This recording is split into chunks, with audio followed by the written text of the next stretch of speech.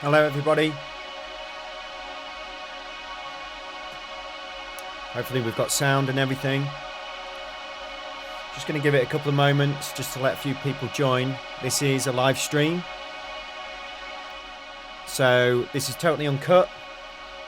The reason we've decided to do a live stream for this first video of many looking at the Percussa SSP is so you can get involved in the chat room on YouTube. You can ask us some questions. So we're just going to let a few more people just join us, and then we're going to kick off with a few things. Just while we wait just a couple of moments, I'm just going to add some more sounds. I'm just going to bring some drums in and just kind of just have a little play here. So just give it 2 minutes or so.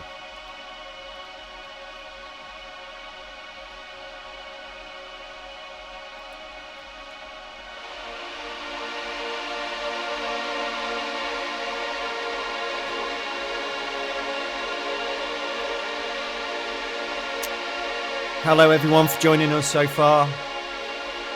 Of course we've got Percussa, so we've got Bert from Percussa here, main developer in the chat room as well. So if you need to ask any questions, Bert's here, I'm here. Who else have we got here? Quantum Space, hello. Hello Inky. Hello Scott. Aaron, thanks for letting us know you can hear everything. Brilliant. State as you. How you doing? You alright? Oh yeah, Celine is here as well. Hi Celine. Hi Bert. Hello everyone. So what you're listening to at the moment is the SSP. I've just got a little patch here running. I'm just going to bring some drums in from Ableton just while we're waiting a few more, and then I'm going to get into using the sampler and that kind of thing.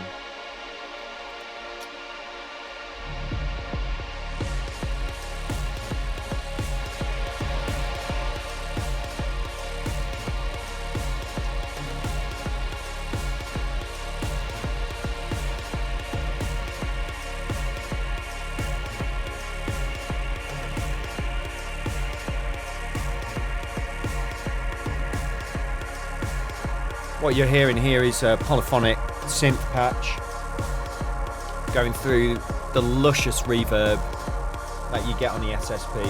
Absolutely beautiful reverb, which we're going to look at. Going through this cutoff.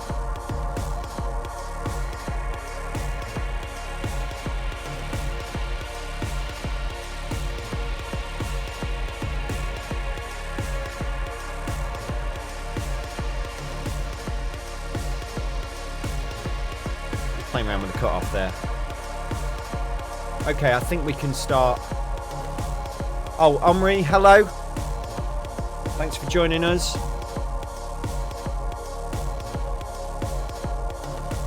Okay, I think we can make a start and have a look at this fantastic module here from Percussa. I'll try and keep an eye on the chat room as much as possible, but thanks for everyone who's joining us today. Let me just stop this playing in Ableton. So, yeah, welcome. This is the first video of many for the looking at the Percussa SSP module here. I'm going to do a rundown of the ins and outs of this today, and I'm mainly going to look at how to use the sampler option within it. So I'm going to load some samples. I'm going to use the step sequencer. Going to use some filtering, use of effects, and that kind of thing as well. I'm going to show you as well the kind of architecture in this module as well, and how it works, how the routing works. There's some great videos out there already on this module, but I just wanted to show you how I'm kind of connecting with it, if you like, and how I've been using it. I've had this for about a week or so now, and it's really blown me away in terms of what you can do with this particular module. If you don't know, I mean, a quick rundown of what the module is and actually what it does. We've essentially got a 60 HP module here in terms of size. You've got this full color 1600 by 480 screen, which is just absolutely beautiful and very responsive, very, very quick. You've got 16 inputs, you've got 8 outputs as well, and these are all high quality ins and outs. 32 bit at 48 kilohertz, 96 kilohertz, and 192 kilohertz sample rate as well. And they're all DC coupled, plus or minus 5 volts in there as well. Obviously on the main view here, you've got an SD card for whacking in your own samples there. You've got these 4 dials down here which can be used for navigating the system. They're push buttons as well, so you use them also to select things. Nice and big and easy to kind of spin and select things with.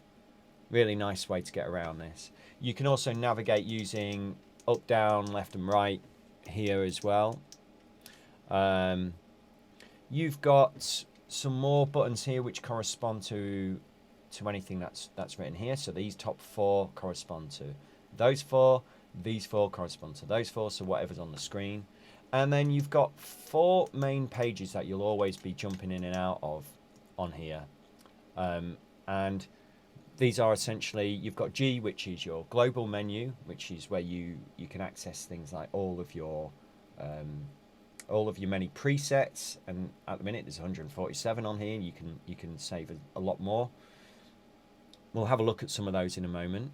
You've got the network page, which is essentially the page where you connect virtual, let's say virtual modules. So like you've got hardware modules in the normal Eurorack world, you've got them like software versions inside of here, and you can see how they all connect together and how they're routed together. And this allows you to route them, it allows you to select them, and it allows you to see the inputs and the outputs of a particular module when you're actually on top of that.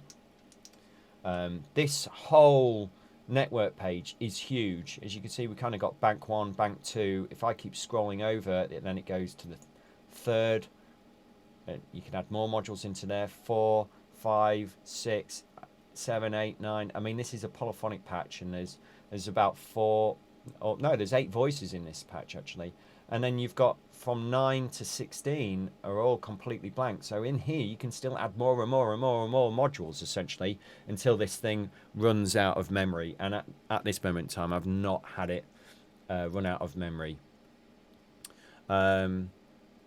Just a quick question there in the chat room. Can you show a Eurorack sequencers with mini jack into the SSP? Yes, I'm going to be showing that. I won't show that in this video. I'm going to show using external CV in another video coming up. I really want to look at the internal sequencing on this particular one because I just think it's going to be more beneficial at this point in time. But that one is coming, Johan. Just going back to the pages here as well, you've got when you're on an actual module, so like if we're on an envelope module here, you've got the processor menu, which actually shows you then inside of that module. So here we've got the attack, decay, sustain and release of that module, and here you can change the attack, the decay, the sustain and release and all of that essentially in here. So that's what that page does. And then you've got R, which is your recorder menu, and this is a very, very powerful recorder. You can actually record things that are going on inside the SSP. You can record the outputs, things going out of the SSP, and you can do that simultaneously. It's very, very powerful. I should also add that on the front here, you've got USB ports as well. So you've got 2 USB ports, 2 hosts essentially, and then you've got 1 USB device port. I know that Bert at SSP is working very hard on getting 8 channels of audio in and out via this USB port as well. So that's coming very, very soon. I should say as well, if you go over to the Percussa website, you'll be able to join in on the community there, and you'll be able to look at all of the updates that are continuously being worked on. So if you've got a suggestion about this module, the great thing about this module is that it's essentially always in, it's it's always in development. This is such a powerful module. There's so much more that can come out of this. They've released this module in a state that is got a lot of functionality already, but it can grow and do a lot more. So it's the type of module that you get that's just going to get better and better and grow and evolve over time as new things are developed for it.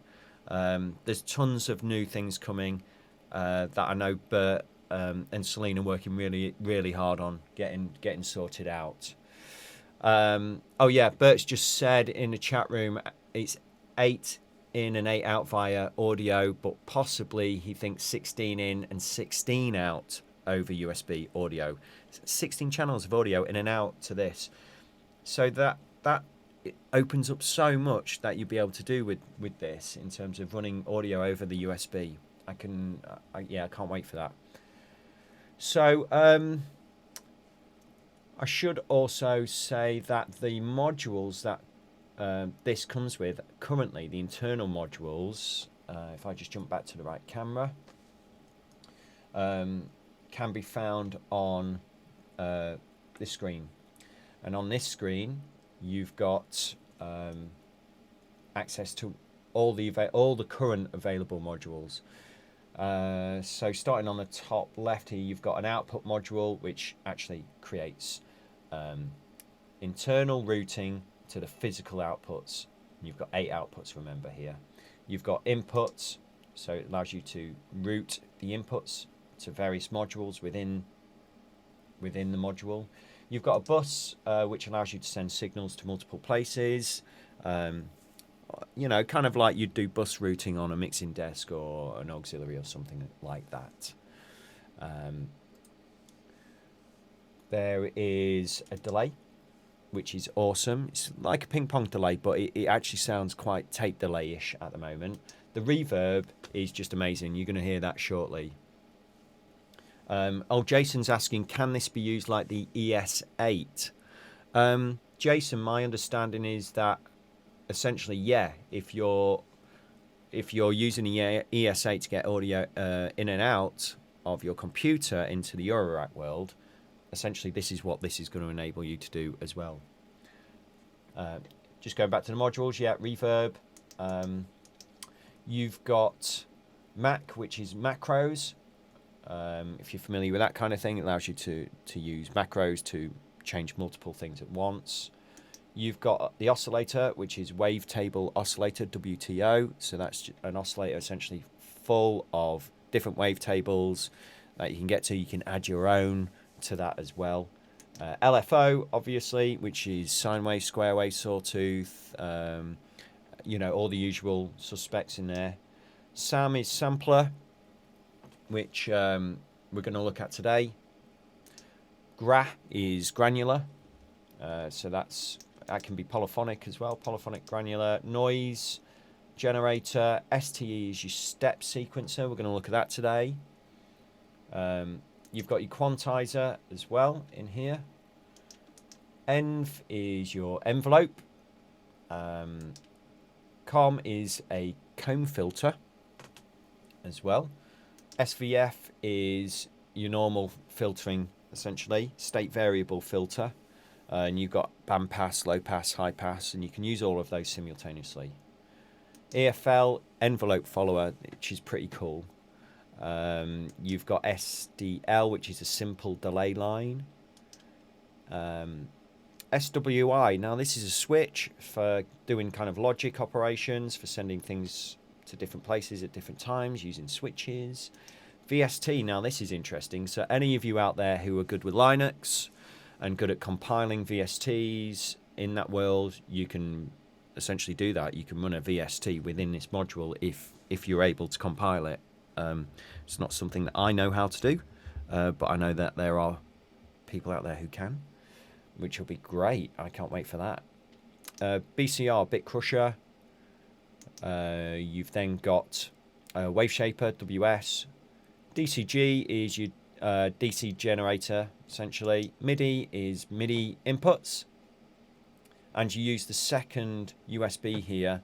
When you connect that, it will see anything that's connected up. Currently I've got Ableton connected to this here, but you can connect your, I don't know, Arturia key step.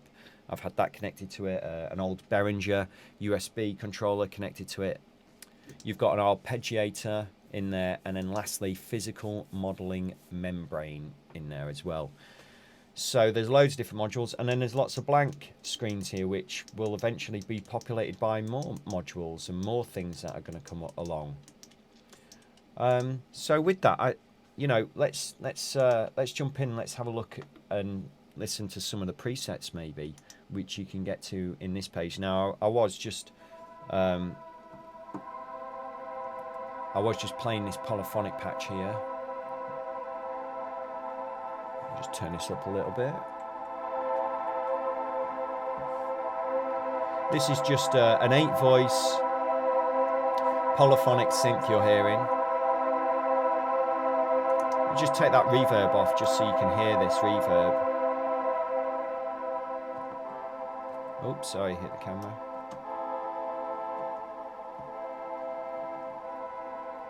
Just add that reverb back on. That is such a beautiful reverb.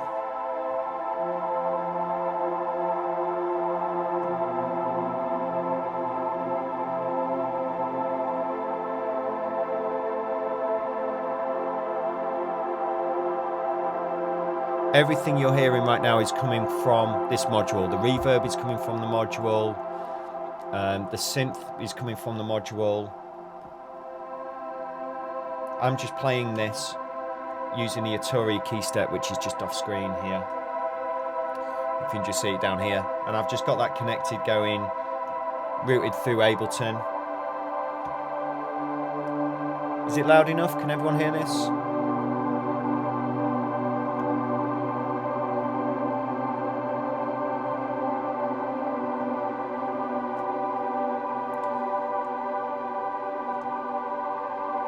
Lovely, isn't it? I mean, this reverb, I've got the Strime on Big Sky, and I mean, listen to that. That decay is just great. Really, really nice. Okay, let's listen to some other presets in here. There's another nice patch, patch 61. So if we go to this page and just load up our presets. Oh, one thing I should say is that the presets load very quickly, even if they're very complicated, which is great. So if you're playing live and you've got this thing playing live and you're switching between patches during a song, it's as quick as this. Bang. That was it. It's loaded. That was it. And this is now a kind of Oberheim sounding patch.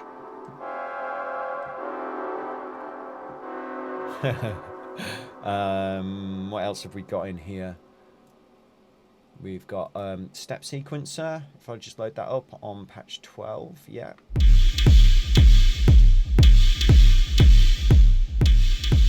So this is, we're going to kind of build this today actually, this kind of patch.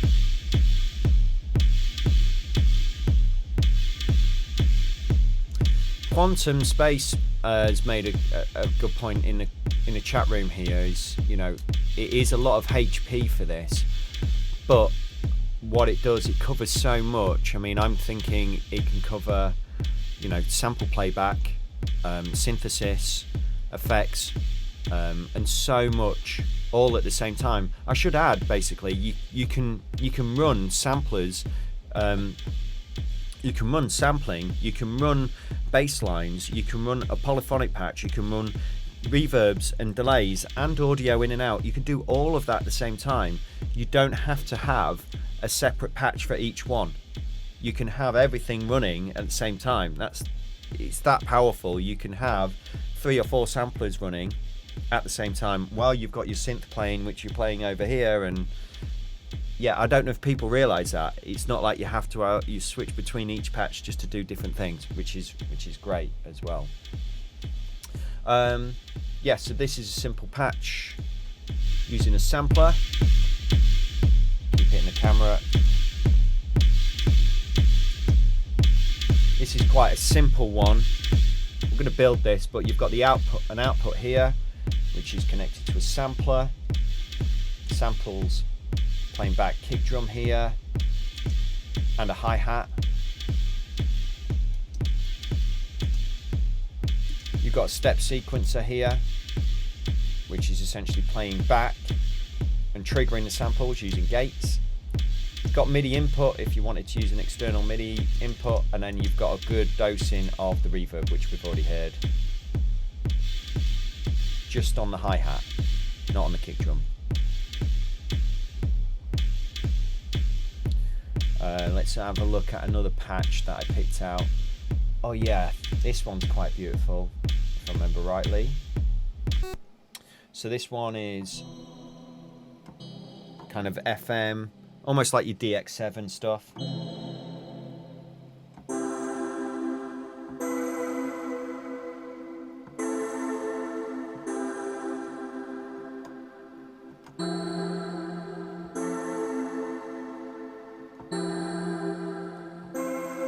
I'm just playing this with the Arturia at the minute. The one that really I love is this Oberheim kind of. Listen to this.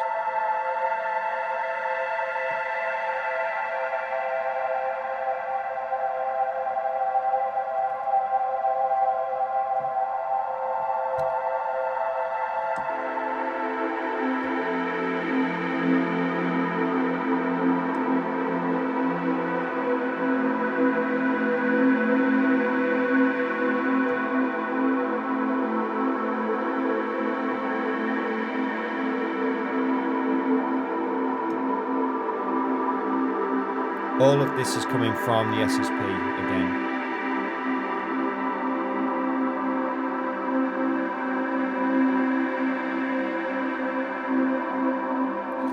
Of course, I'm just playing this with MIDI, but you can trigger all of this from external sequencers, CV generators, you name it, using this. I'm just starting basic at the minute, because I don't want to go too fast. And then last patch, just before we build something from scratch, is an envelope follower. So here we've got a sample playing, which is essentially using an envelope follower to open and close a filter. You get that cool sound.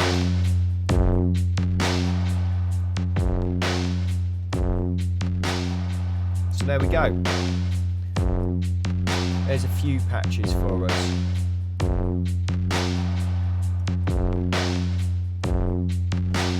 Right. Let's build something from scratch. Let's look at how you do this then. And I'm just going to erase everything. Just use this erase button here, which kind of tells you you're about to kill everything. Bang. Everything's gone now.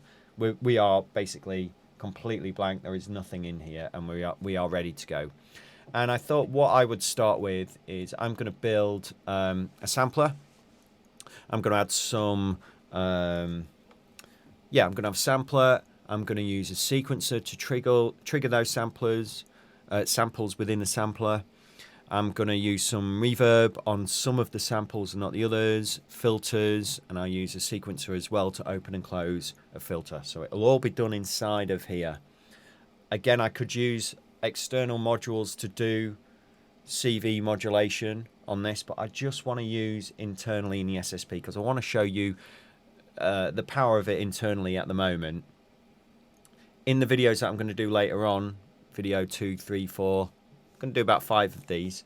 I'm going to start using some of the external stuff. So I'll start using MATTHS and Just Friends and Zadar or something like that to start modulating stuff. So that's all coming. But let's keep it simple for now, and let's build. Let's build this thing. Right, just another question here from Omri. Can you use a sequence instead of the key step? Yes, you can, mate. In fact, the key step as well. The key step's got an arpeggiator in it, so you could use that. I've got the Steppy as well by IntelliGel here. You could use that.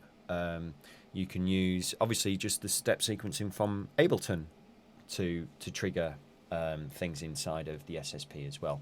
So yes, you can You can use a step sequencer, yeah. I've got the Her mod as well by Squarp. You could use that. You could use Renee. You name it. It's all CV, right? Okay, so let's build something from scratch here. So first of all, let's add a sampler. So just going to choose sampler from the list. Bang, put that in. That adds a sample module into the screen here. So there it is, a sampler. And as soon as you've got a module highlighted and available, you can then start getting to all the inputs and the outputs that are available for that particular module in the list. So for this particular sampler, you can get to things like changing the pitch of sample 1, the start time, the gate time, the length, frequency control, amplitude, and triggering it via gate as well. So there is 8 available samples within the sampler. So there's 8 times that amount of stuff that you can get to. There's a lot of stuff that you can modulate. And if you ask if there's something not there, I'm sure if you ask Bert very kindly if he can get round to it, because I know he's a busy guy, I'm sure he might be able to add more to the list. So there's things in there, for example, that I've noticed and thought, oh, that'd be cool if we could have inside of the sampler this, that, and the other. And he's already gone, yeah, that's all good. You just put it in a suggestion in the Percussa forum, so which is really cool. So we've got our sampler there. Let's add a sample within the sampler. So let's load a sound. So to do that, we go into the parameter here, and this is our sampler. And you can select your different samples here. I've got a folder already populated on this SD card. It's called MATTHS. And in there, I've got things like snares and shakers and kicks and hi-hats and drum loops and all of that. It's all in there. So let's choose kick drums. I've got some one-shots, and just load up a kick drum here. And we can play it, we can loop it and what have you. We won't hear anything right now because what we have to do is connect the sampler to a physical output of the SSP. So what we're going to do is go to the next available slot. You could go anywhere to do this, by the way. You can put these anywhere, but you might as well put them kind of sequentially. And I'm going to add an output. And this output will allow me to tie the sampler to that output. Now this is the thing you've got to get your head around, which is connecting modules internally. What you have to do first, just because they're sat next to each other doesn't mean that they're connected in any way. In fact, they're not connected at all.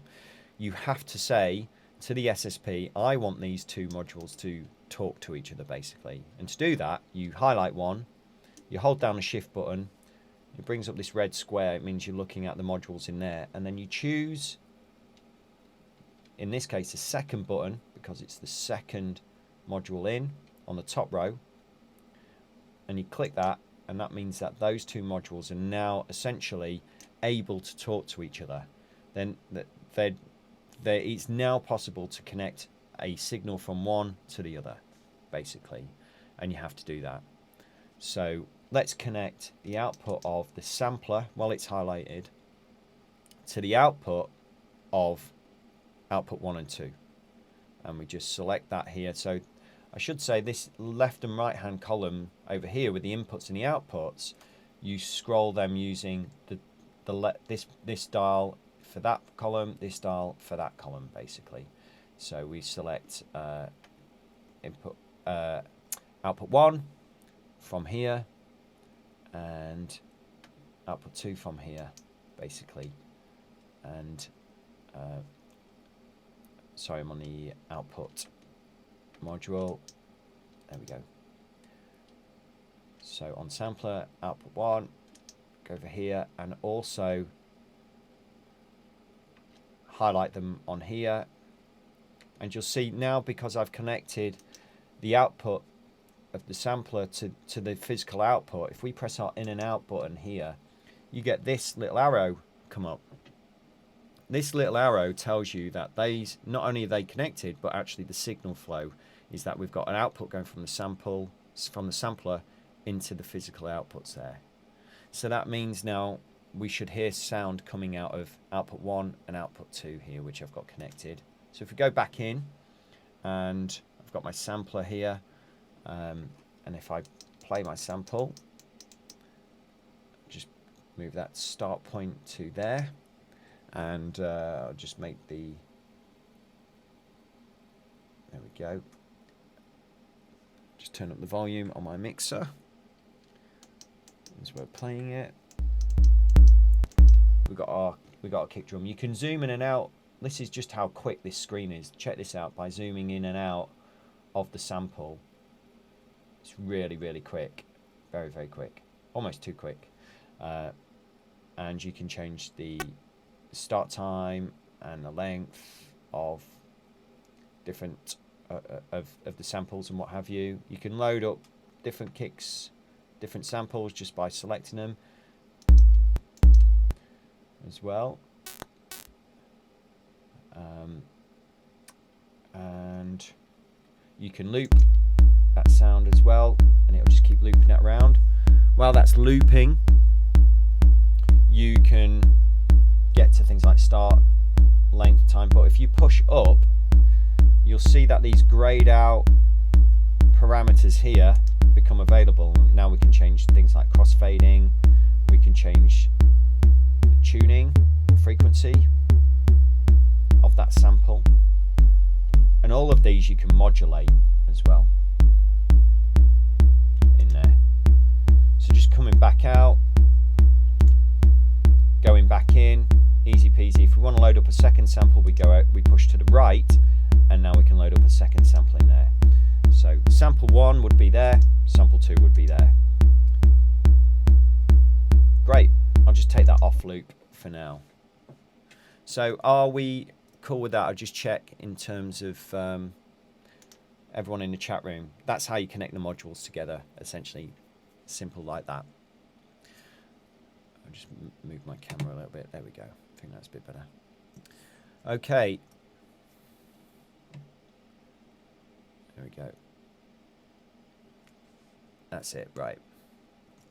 Okay, so now we've done that. Oh, one of the things that I quite like to do, which you can modulate as well, is you can play with the start and length times and modulate all of that within the sampler and get glitchy stuff going on, all that kind of stuff. It's quite good fun as well. Instead of just having that loop, let's trigger that from a sequencer. So I'm going to go back to the network page here, go to a blank slot, and I'm going to load up a step sequencer, STE. I'm going to whack that in. I'm going to use this step sequencer to trigger back that kick drum for me, basically, instead of me just leaving it on loop. The step suite sequencer, we can have a look at what it looks like by going again to P page. Here it is. You've got tempo, you've got clock division of the tempo, pattern length, step length, and then if you push right, you can then get to all your step values, so you can start adding the values in of what you want each step to be like. And you can also add gates in. So if you press G1, it'll put those in, G2, gates 2. So you've got 2 different types of gates per step sequencer, but I believe they're going to add more in there eventually as well. Let's then, sorry, I'm just keeping an eye on the chat room. So let's connect the step sequencer to the sampler, and we just do that in the same way as we did before. We hold down Shift. We're on the step sequencer. We've got that highlighted. It's got a red box around it. Hold down Shift, click the sampler, and they are now able to talk to each other, basically. And to get those connected together, while we're on the step sequencer, we are going to choose from the list the gate trigger for the sampler. So, oh, I should mention that you notice that these are purple. Well, that's because the sampler is purple. So the colors correspond to the different modules as well, which makes navigating really easy. So anything that would show up in yellow is the output as well. So those sort of things are very, very, very helpful as well. Going back to the step sequencer, sorry, if I scroll down the list and I find the gate, so these are all sample, amplitude, pitch, length, playback, and there's 8 of those. Now we're into G1, which is gate 1 essentially, and I want this to trigger the sample using gate 1. So I'm going to turn that on like so, and that's now activated. And then on the sampler, I need to then also activate that as well. So I select gate 1 from there, and you'll see now there's a little arrow appeared from step sequencer to sampler saying that the step sequencer is going to use gate 1 to trigger the sampler. So all we've got to do is add some gates now in the sampler, and let's just make the pattern length 8, and the tempo, let's just turn it down a little bit because it's going pretty wild. So it's not looking at any of these values at the moment because we're using gates, not these values. And I'll put some gates in.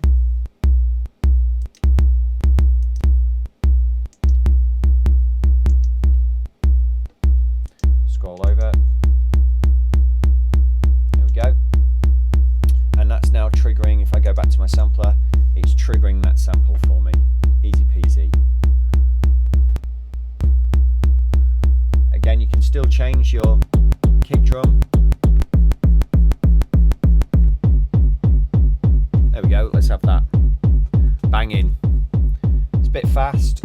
Let's navigate back to the step sequencer and let's use the clock division to slow it down a bit. There we go. So we've got those 2 gates there essentially, firing out a gate, triggering the kick drum sample in the sampler. Easy peasy. Let's add a second sample. Let's get that going. So in the sampler, there's our first sample. Let's go to sample 2, which isn't there, and let's load up a hi-hat. One shot.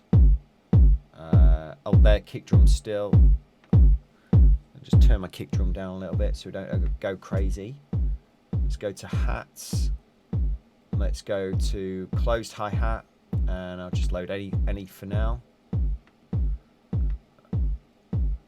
That'll do. It's a closed hat. So that's loaded, and we can now send a gate to that. And the step sequencer, if we go back to that, don't forget it's got 2 different gate outputs. So if I use gate output 2, and if I just put that on like the off beat, just for like simple techno stuff, those yellow gates, they are gates 2, and they're going to trigger the second sample. So I just need to connect those together. So on the step sequencer, we're using gate 1 to trigger the sample. Let's find gate 2. So we've got G1 still for gate 1.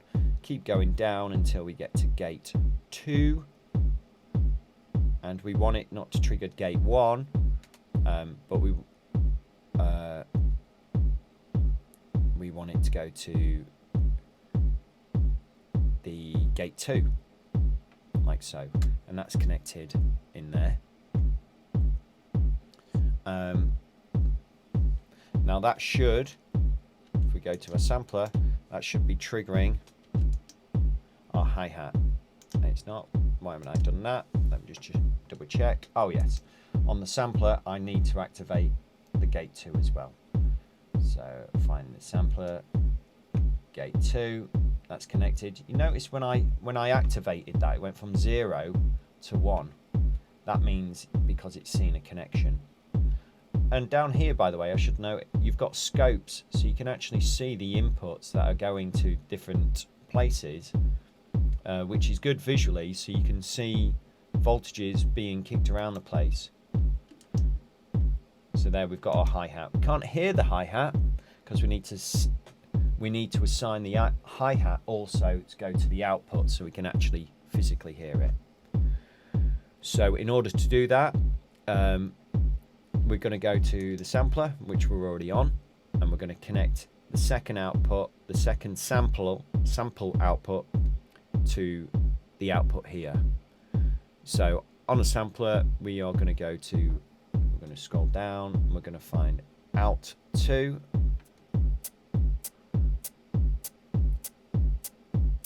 That's the left hand side, that's the right hand side.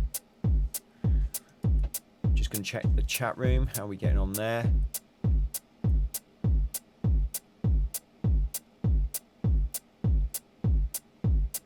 Yeah. Oh, okay.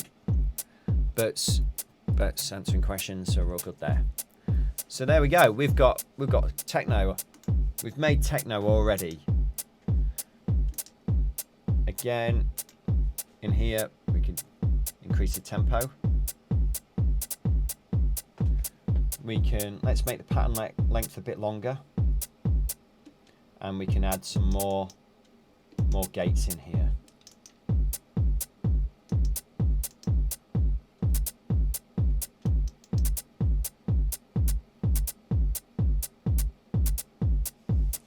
There we go.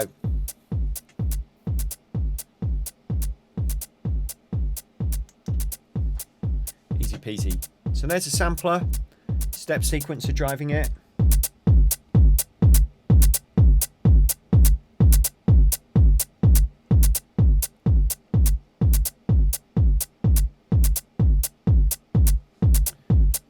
We can still change the samples as much as we want to. So if we go back to our sampler, we can change that hi-hat. Oh, I've just changed the kick drum. Got 2 hi-hats going on now. It's quite nice actually. All I've got to do is navigate back to my kick drum, choose a kick drum. There we go. Should have gone to the second sample here. And let's load up. Hat, closed. Oops, closed.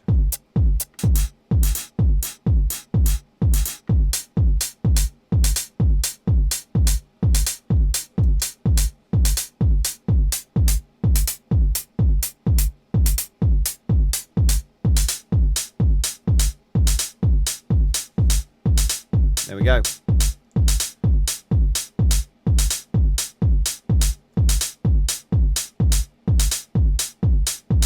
Why is it running so fast at 63 BPM? Yeah, good point. So on a step sequencer, I'm actually using the clock division there. So if I had the clock division to 16, I believe that's more representative. And now I can bring the tempo up instead.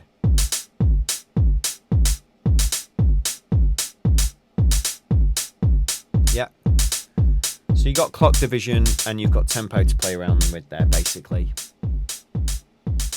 All right, let's add some effects in there.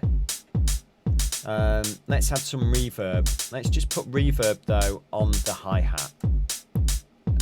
So let's add a reverb. Let's go back to our network page. Just turn down those drums just so they don't drive us crazy. Let's add a reverb.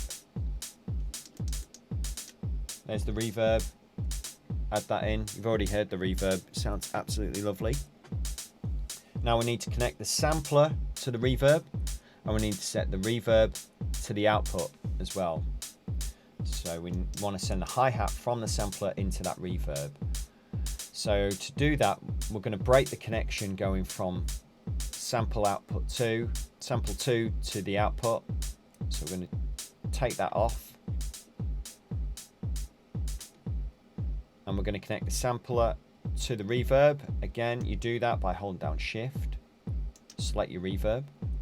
They are now able to talk to each other.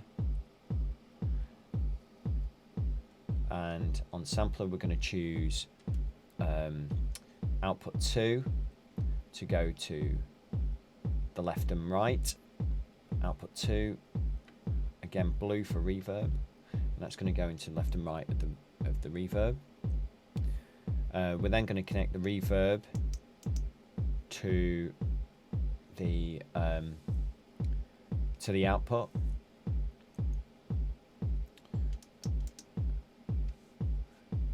Turn on the output of the reverb. So on reverb, we're going to choose left and right output to go to the output. So we need to connect the output of the reverb to the main physical outputs, like so. And then while we're on there, let's actually choose the left and right. So you can see the samples connected, and then output to the reverb. So we want out 1. So we've got the hi-hat now just running through that reverb. Kick drum's just dry. Let's turn the reverb down a bit. It's quite full on. You've got the main mix on the reverb, kind of like the size of the reverb, ambience. Speed is like your pre-delay.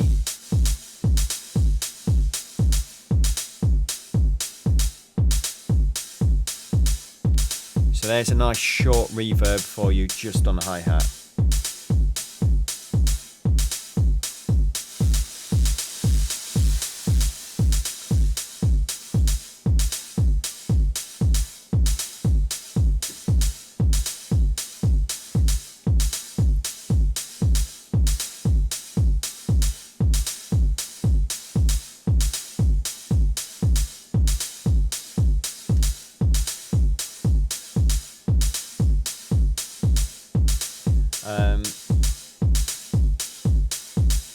Okay,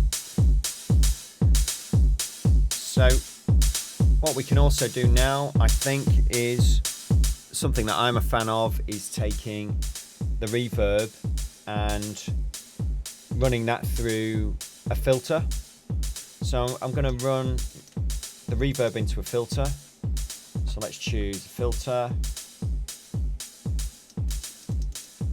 SVF. The filter is really cool.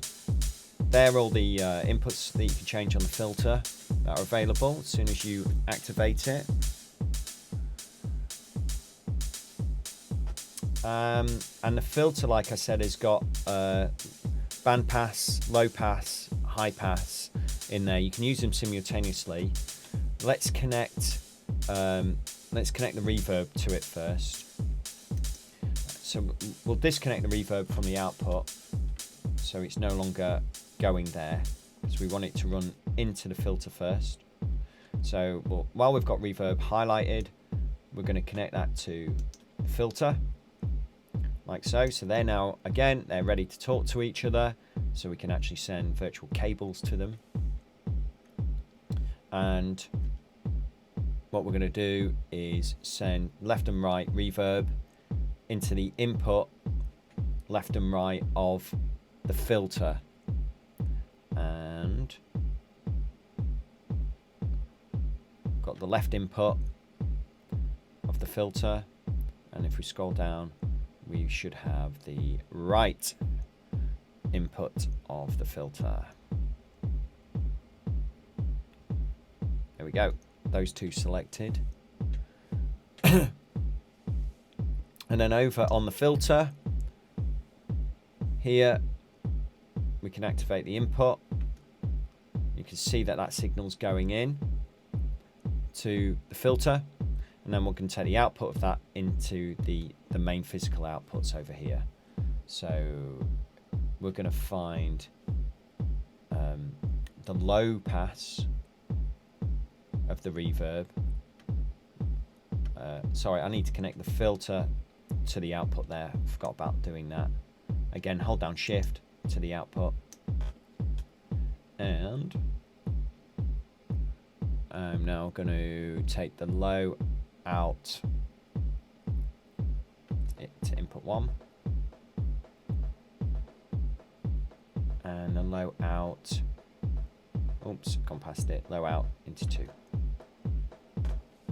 There we go. Now there's quite a difference in the volume there between the kick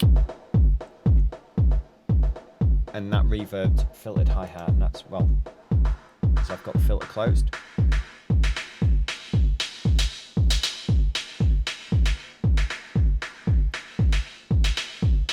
let's increase the reverb size.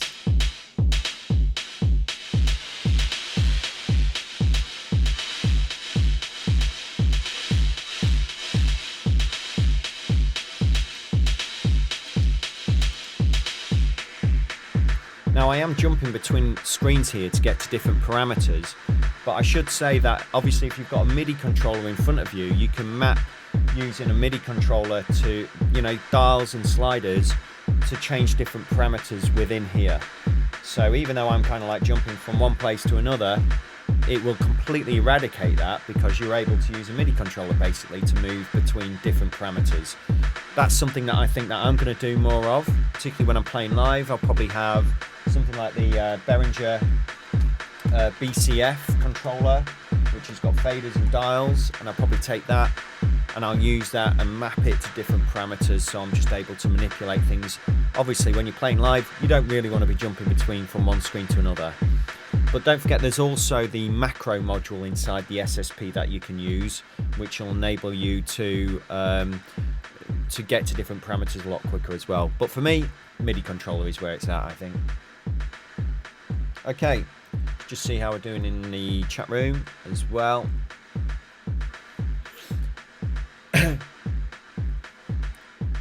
Okay, cool. Everyone seems to be happy there. Right, so just to recap, we've got a sampler. It is playing back a kick drum. That kick drum is going straight to the output. It's also playing back a hi-hat, but that hi-hat is going into a reverb. The reverb is going into the filter. And then the filter is going into the output. And again, you can see where things are going when you go to the module and you press the input and the output, and it can show you what's routed in and out of those different modules. It's really, really cool. So you can just keep an eye on signal flow there. Now I thought, given that we're using a step sequencer over here and we're just using these gates at the moment, why don't we use these values at the same time and send them to the filter? So that way we can open and close the filter of those hi-hats and make it just sound a little bit more interesting. So let's do that.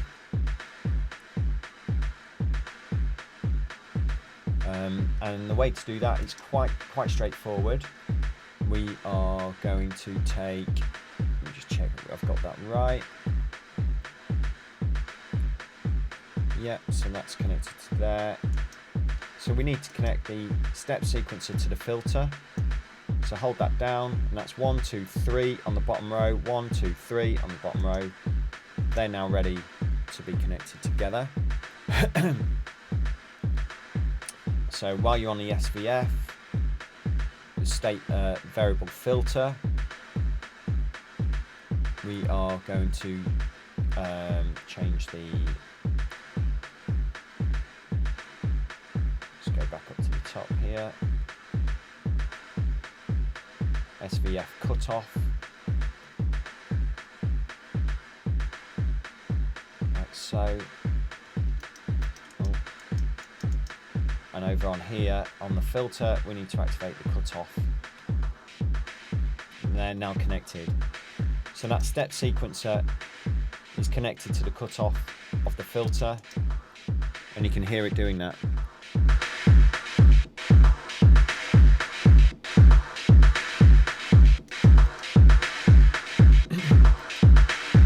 So those parameters there are opening and closing the filter. Close the filter completely.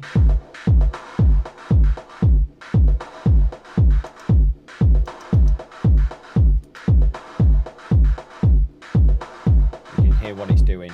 What I like about this is you can change multiple parameters at once like this.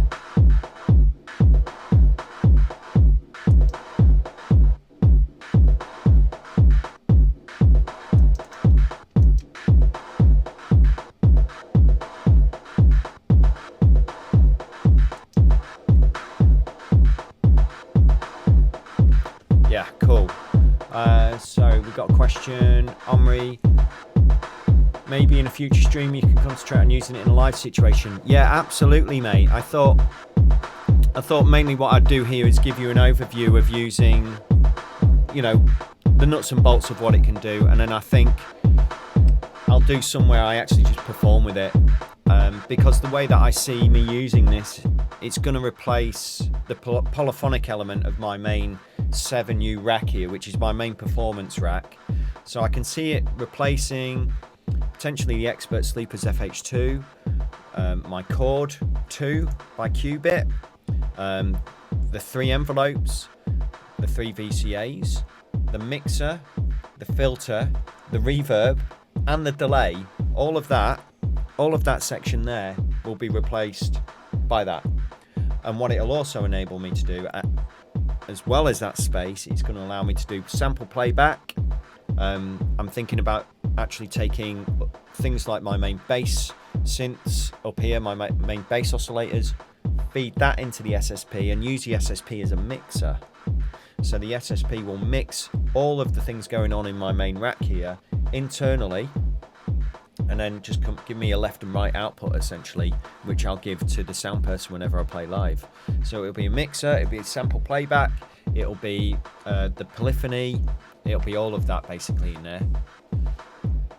Aaron says that the filter sequencing is tight. Sounds good, doesn't it?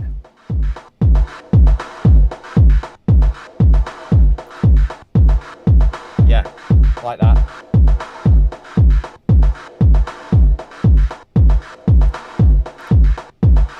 Okay, so next up, we're kind of nearly there for this, I suppose. I mean, if there's any other questions about the step sequencing at all, I mean, we can put more gates in, don't forget.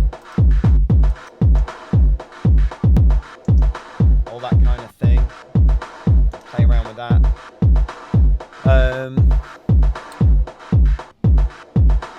I mean, one of the things that I also like to do is, you know, add an LFO in here and send the LFO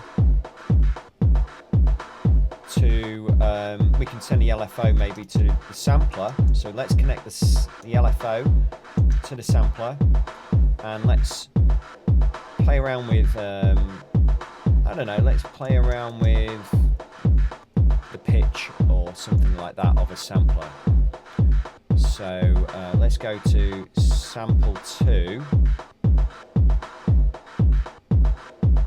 And let's play with the pitch. That's, oh, so I should say with the LFO you've got sine, Sn, then you've got sawtooth, and then you've got square wave, and then you've got triangle. So you've got all those different waveforms. So let's get the sawtooth and play around with the pitch of the hi-hat as well. So that, I've connected that to that, and then go over to the sampler. And let's connect those together. So we go to sample length, sample pitch 2. Oh, sorry.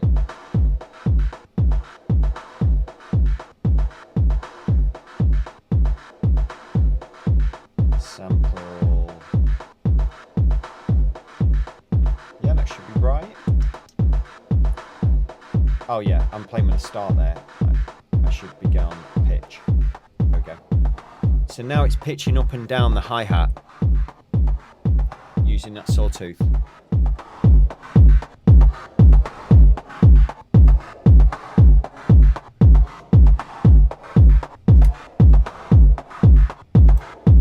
So that hi-hat sounds pretty cool now. If I take the reverb off that hi-hat,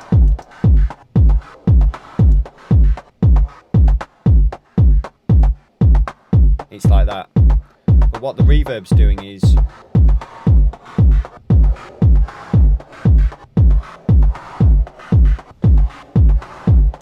I should have also mentioned that because we've got two samples playing here, we've got the kick and the hi-hat, you can actually turn the volume up and down of the kick and the hi-hat. Now, the way that I would like to see this implemented, and I've fed this already back to Bert, is that in a sampler you would just basically have a volume control for the sample, and you just be able to say Let's go over to the sampler. You just have down here maybe like volume, and that would be the volume for the kick. I believe that's coming, but right now the way you can do that, you can actually do scaling, and you can do scaling with CV, or you can do scaling with kind of CV and volume, so, and that's all done here basically. Switch back to the right camera. So if we think that the kick drum's a little bit too loud, well, let's go to the output of the sampler, output 1 and 2, which is our kick drum, and I can scale down the volume of that just by holding down shift and start turning that kick drum down. See here, these values going down. Well, that's my kick drum in the right hand channel. If I go over here and match that, I've now turned my kick drum down.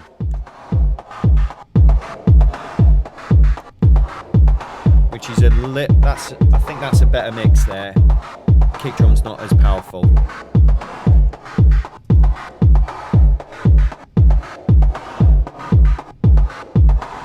Sorry, I keep hitting the camera.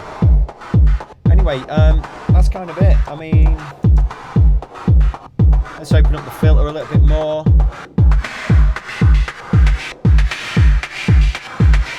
Add some more resonance.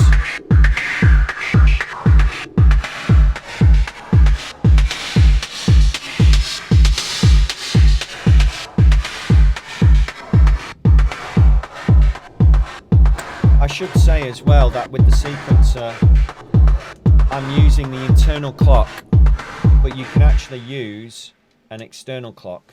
So I could feed it MIDI clock from Ableton into this USB port, and I could use that to sync it then with Ableton and then program extra things in Ableton, you know, samples and all that kind of thing, basically. But I'm not going to do that right now because I just wanted to focus on using this. So we've been live now for quite a while. I think we've answered everything in the chat room. I don't want this to go on too much longer because I want these to kind of be focus videos on particular parameters. What I'm going to do is take this patch, what we've done this week, so I'm going to save this now, and then next week I'm going to add a polyphonic synth or bass line or something like that to it. So we'll start adding that. The following week we'll add some more to it, and we'll start using external CVs and all that kind of things. But what I'd like you to do between now and next week, if you've got any specific questions, or if you've got any specific videos that you want me to do on the SSP, because there's so much for us to get into, then I think the thing for you to do is leave some comments below in this video, and let me know, and then I can focus on that in videos that are coming. So that's it, I think, for this one. I hope you've enjoyed that. I hope it was clear enough. There is a learning curve to using this, but there's a learning curve to using any module that I've ever had. This is perhaps the most extensive module that I currently have in the rack in terms of what it can do. And I think, yeah, I think it's such a power horse. It's about, you know, you've got to connect, like any other module, you've got to connect to it. You've got to understand how you're going to use it and how it's going to work for you. I'm already seeing the light with this in terms of sample playback, the sequencing, the polyphonic elements to it and all that kind of thing. So I've got an idea about what I'm going to do. So I think I'll leave it there for now. Eldo's asking, can you talk a bit about transitions between parts using the module? Not quite sure what you mean by that. Transitions, going from one track to another, maybe. Elaborate on that. I'm just going to quickly plug as well. Don't forget, my release is out. If anyone wants to win one of 10 copies of this on vinyl, my new record, just go to my website and enter the competition. You've got about another week to enter this. Giving away one of 10 shiny copies of this track of mine that's been released on Fat Cat's FCR Records. So that's it from me. It's been good to be back. I haven't done a live stream for a while. We could do some more of these. I think the next one's probably going to be same time, same place next Sunday, really. It seems to work for us all. Thanks for joining us in the chat room and for being part of this. I know Bert and Celine's been active in there, answering all the questions. Been things in there about AC coupling and slew limiting and all that kind of thing. So thanks for doing all of that. Yeah, that's it from me. Thanks for joining me. Go check out music. Don't forget to subscribe. Oh, and hit the bell button on my channel, and then you'll get a tinkle every time I do something live, because I'm going to be doing some more live performances soon as well. So yeah, thanks again for joining me. I'll leave this running in the meantime. Let's just add this back on here. See you later.